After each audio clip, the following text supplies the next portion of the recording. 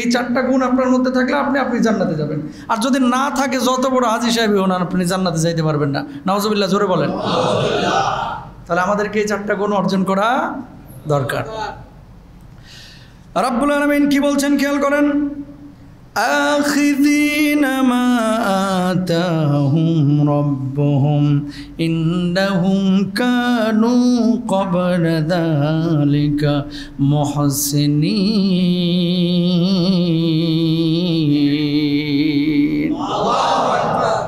রাব্বুল আলামিন বলছেন উপভোগ করবে যা তাদের রব তাদেরকে প্রদান করবেন, কারণ পার্থিব জীবনে তারা ছিল সৎ কর্মপরায়ণ। প্রিয় ভাইরা আমার, এই দুনিয়ার জিন্দগিতে এমন কিছু মানুষ আছে যে মানুষগুলো নামাজ পড়ে, রোজা করে, হজ করে, যাকাত দেয়, এমন সৎ কাজ করে। এমন কিছু মানুষ আছে যারা নামাজ, রোজা, হজ, যাকাতের পরেও দুনিয়ার মানুষের জন্য জীবনটা অকাতরে দিয়ে দেয়, ঠিক কিনা? মুহসিন হওয়া, সৎ কর্মশীল। সৎ কাজ কি? নামাজ পড়া যেমন ফরজ আল্লাহ কোরআনে করে দিয়েছে, ওই আল্লাহ রাব্বুল আলামিন বলছেন সুদ খাও না, কর্জা হাসানা মানুষকে দাও, ঠিক কিনা? আমরা কি করি? আল্লাহ যদি বলে এভাবে চল, শোনেন, নিষিদ্ধ জিনিসের প্রতি মানুষের কিন্তু আলাদা একটা আগ্রহ আছে।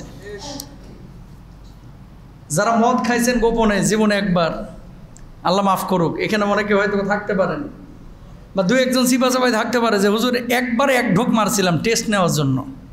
আছে না?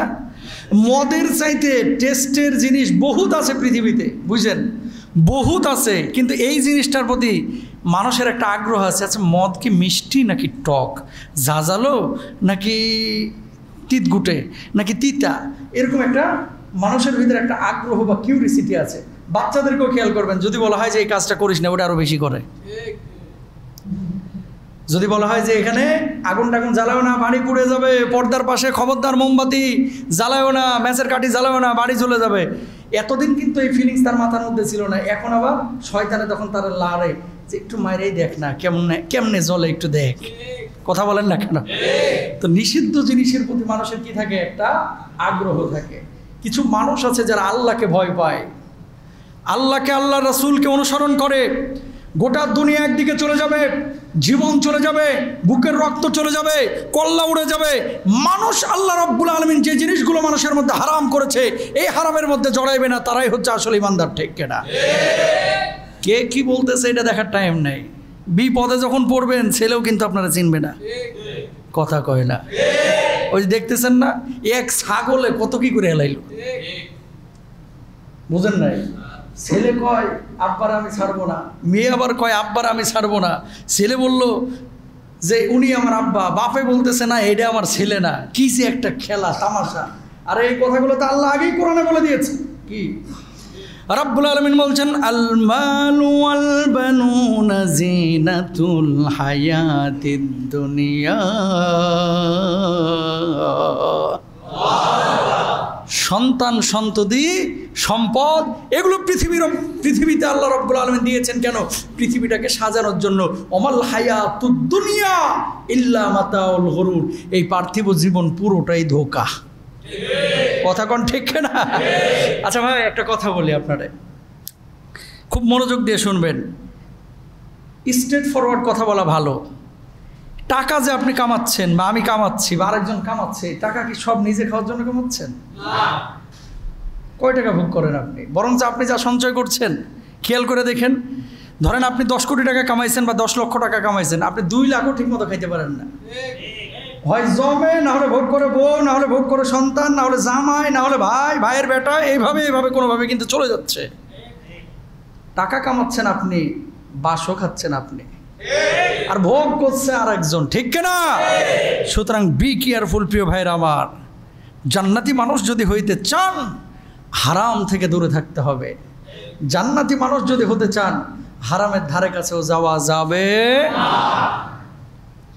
পৃথিবীতে মানুষ তারাই সুখী, অস্থির মানুষ, হতাশা কাজ করছে। হুজুর কোথাও শান্তি পাচ্ছি না, বাড়িতে গেলে বউয়ের সাথে শান্তি নাই, হুজুর অফিসে গেলে কলিগদের সাথে শান্তি নাই, গার্মেন্টসে যাচ্ছি কর্মকর্তাদের সাথে শান্তি নাই, হুজুর ওখানে যাচ্ছি শান্তি পাচ্ছি না। আরে শান্তি পাবেন কোথায়? শান্তির জন্য আসতে হবে কোরআনে, শান্তির জন্য আসতে হবে মসজিদে, ঠিক কিনা? তবেই শান্তি আসবে। এই জন্য আবার আল্লাহ রাব্বুল আলামিন কি বললেন? 1 নম্বর মহসিন হতে হবে, সৎ কর্মপরায়ণ হতে হবে, জীবনে অসৎ কাজ করা যাবে না। মনে রাখবেন, সতের পথে যদি থাকেন এর মধ্যে বারাকা থাকবে। সতের পথে থাকলে খায় আরাম পাবেন, সতের পথে থাকলে জিহ্বার মধ্যে স্বাদ পাবেন, সতের পথে থাকলে ঘুমায় আরাম পাবেন, সতের পথে থাকলে দুনিয়ার কাজকর্ম করে নিজের বুকটা ফুলায় চলতে পারবেন যে আমি হারাম খাই নাই। কয়েকদিন আগে, এই 2-3 দিন আগে একজন সচিবের স্টেটমেন্ট পড়লাম। তিনি বললেন, এতদিন চাকরি করেছি, ঢাকায় আমার একটা ফ্ল্যাটও নাই, অথচ চাইলে এই ধরনের সচিবগুলো 10টা 15টা 20টা পর্যন্ত ফ্ল্যাট কিনতে পারে। তার মানে এই লোকটা বুক ফুলে সারা জীবন নাতির সামনে বলতে পারবে, সন্তানের সামনে বলতে পারবে, তোদের নানা বড় জায়গায় ছিল, কিন্তু আল্লাহর কসম একটা পয়সাও হারাম ছয় নাই। কথা বলেন ঠিক কিনা? অনেক পুলিশ কর্মকর্তা আছে, অনেক সরকারি কর্মকর্তারা আপনাদের আশপাশে আছে, যারা বুক ফুলে সন্তানকে বলে, তোর বাপের দিকে থাকা, তোর বাপ চাইলে এই আশুলিয়ায় জামগড়ায় ফ্যান্টাসি কিংডমের মতো কয়েকটা কিংডম করে ফেলতে পারতো, ঠিক কিনা? কিন্তু তোর বাপ সেটা করে না। কেন করে না? একই লেভেলের চাকরি করেছে, দেখবেন এর বাড়ি খালি প্রতি বছর 2 তলা করে উঠতেছে, আর ও চাকরি করে জীবন টিন চেঞ্জ করতে পারলো না এখনো বাড়ির, বউ খালি খোঁচা মারে। জামাইল্লার বাপ পারে, তুমি পারো না কা? কথা কন না? এরকম লোক আছে না নাই? এরকম বলে, ওই রবিনের আব্বা পারলো, অমুকের আব্বা পারলো, এই তমুকের আব্বা পারলো, তুমি পারো না কেন? খবরদার। তার হৃদয়টা দুনিয়ার জিন্দেগিতে হয়তো বা টাকা পয়সা সে কামাইতে পারতেছে না, এখানে হয়তো বা তার টাকার পয়সার দিক থেকে তার মান সম্মান নাই, আল্লাহর আরশে তার ইজ্জত আল্লাহ রব্বুল আলামিন এমন দিয়েছেন, তার ইন্তেকালের পরে তার রূহটা নিয়ে কাড়াকাড়ি শুরু হয়ে যাবে, ঠিক কিনা? আমরা এখানকার সম্মান চাই না ওখানকার? এই জন্য প্রিয় ভাইরা আমার, জীবনে কখনো খারাপ কোনো কিছুর দিকে মানসিকতা দিবেন না, অসৎ কোনো কিছু অর্জন করবেন না, সৎ সব সময় সতের সাথে থাকবেন। মনে রাখবেন, অসত্যের দাপট ক্ষণস্থায়ী, সত্যের দাপট চিরস্থায়ী। যখন ধরা শুরু হবে, আপনি পুলিশ কমিশনার ছিলেন নাকি আপনি সচিব ছিলেন, কেউ কিন্তু দেখবে না। চারিদিক থেকে বিপদ আসবে, সবাই আপন আপন আপনার পাশ থেকে সরে যাবে, ঠিক কিনা? এই যে সমস্ত লোকগুলো ঘুষের প্রলোভন দেখাইছে, এদের বিপদে কি ঘুষখোরগুলো আসে? যারা দিছে এরা কি কেউ আসে? না। সমাজে মুখ দেখানো যায় না ভাই। এজন্য সৎ জীবনযাপনের মধ্যে আলাদা একটা মজা আছে। ধরেন বাড়িতে আজকে যে আপনারা হয়তো অনেক আলু ভর্তা ডাল খাবেন, পেঁয়াজ মরিচ দিয়ে মাখায়া কষলায়া হয়তো একটা তরকারি খাবেন বানায়া, এটার ভিতরে আলাদা একটা মজা আছে যে আমি হালাল খাচ্ছি। আর যেটা হারামখোর আজকে পোলাও রোস্ট খাবে, এটা চিন্তা করবে যে খাচ্ছি পোলাও রোস্ট, খাবারটা তো পেটের মধ্যে হালাল দিতে পারলাম না। খাবে, আরাম পাবে না, এসির বাতাস খাবে, শান্তি পাবে না। কারণ শান্তি টাকার মাধ্যমে আসে না, টাকা শান্তি আসে আসমান থেকে, আসমান থেকে, আসমান থেকে, ঠিক কিনা? সুতরাং 1 নম্বর জান্নাতি মানুষের বৈশিষ্ট্য হচ্ছে মানুষটা কি হবে? সৎ কর্মশীল হবে, সৎ কর্মশীল, অসৎ কর্মশীল হবে না। সমর্থক আরেকটা আয়াত আল্লাহ রাব্বুল আলামিন কি বলছেন খেয়াল করেন, ইল্লাল্লাযীনা আমানু ওয়া আমিলুস সালিহাতি ওয়া তাওয়াসাউ বিল হাক্কি ওয়া তাওয়াসাউ বিস সবর। বলুন আল্লাহু আকবার। রাব্বুল আলামিন বললেন, ওই মানুষগুলো সফলকাম, ওই মানুষগুলো ক্ষতিগ্রস্ত না যারা ঈমান এনেছে, সৎ কাজ করেছে, যারা ধৈর্য ধারণ করেছে, যারা সৎ পথে মানুষকে আহ্বান করেছে। কিয়ামতের ময়দানে আল্লাহ রাব্বুল আলামিন ওই মানুষগুলোকে ডাকবেন, আর ডাকার পরে বলবেন, যা যা যা, জান্নাতের যেই দরজা দিয়ে খুশি সেই দরজা দিয়ে আল্লাহর জান্নাতে চলে যা। যাইতে চান না জান্নাতে? ইনশাআল্লাহ বলেন। তাহলে 1 নম্বর জান্নাতি মানুষের আলামত চেনার উপায় হচ্ছে সে মানুষটা মুহসিন কিনা, সৎ কর্মপরায়ণ কিনা, নিজে সৎ কাজ করে কিনা। এবার আসেন 2 নম্বর, কি বলছেন আল্লাহ সুবহানাহু ওয়া তাআলা? জান্নাতি মানুষের আলামত কি? রাব্বুল আলামিন বলছেন, কানু কলিলাম মিনাল লাইলি মা ইয়াহজাউন।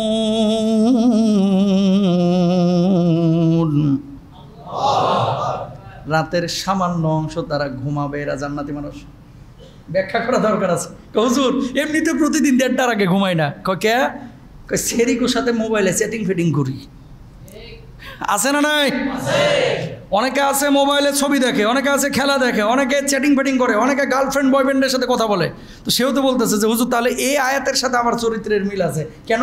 আল্লাহ বলছে যে জান্নাতি মানুষের একটা আলামত হচ্ছে কিছু সময় রাত্রে ঘুমাবে। তো হুজুর আমি তো কিছু সময় ঘুমাই, মাত্র 2 ঘন্টা, আর ফজরের নামাজ তো পড়ি না, উঠি পরবর্তী দিন 12টার দিকে, মানে একবার থাপড়ায় তোর চান্দি ফাটায় ফেলা উচিত। কথা বলেন ঠিক কিনা? এই রাত্রি জাগরণের কথা আল্লাহ বলে নাই। আল্লাহ বলছে রাতের কিছু অংশ তারা কি করে? তাহাজ্জুদ পড়ে, কিছু অংশ তারা জাগরণ করে, কিছু অংশ নামাজের মুসল্লায় দাঁড়ায় যায়, কিছু অংশ কান্নাকাটি করে।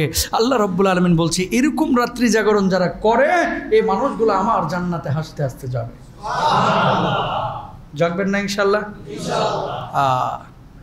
ওই যে কয়দিন আগে খেলা হচ্ছিল না T20 বিশ্বকাপ, ফেসবুকে একটা ছেলে পোস্ট করছে যে এবছর কোনোদিন উঠতে পারলাম না, কিন্তু গত শুক্রবারই সম্ভবত দেখলাম, কোনোদিন উঠতে পারি নাই 6:30টার আগে, কোনোদিন উঠতে পারে নাই এই বছরে, গত 1 বছরে। কিন্তু বাংলাদেশের খেলা আছে এই জন্য 6:30 না 5:30 ঘুম ভেঙে গেছে। ফজরের নামাজ তোরা জাগাইতে পারে না, বাংলাদেশের খেলা তোরা জাগাইতে পারে। এই খেলা তোরে পিড়াইতে পিড়াইতে জাহান্নামে ঢুকাইবে বদমাইশ। কথা বলেন ঠিক কিনা?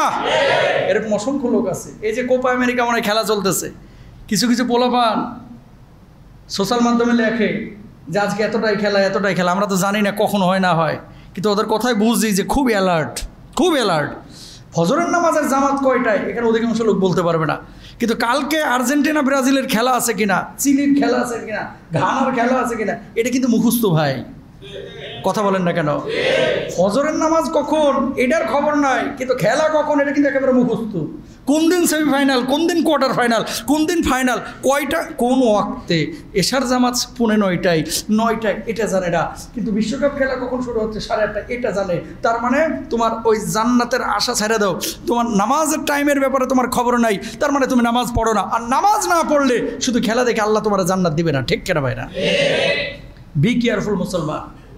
ইয়াহুদি খ্রিস্টান নাসারারা পশ্চিমা বিশ্বের এরা তো দুনিয়াটাকে ভোগ করতে চায়, দুনিয়ার বিভিন্ন উপায় উপকরণ আপনার কাছে দিয়ে আমাদেরকে কিন্তু পিছনে সরায় দিচ্ছে। ভাই মুসলমান, সময়ের কিন্তু দাম আছে ভাই।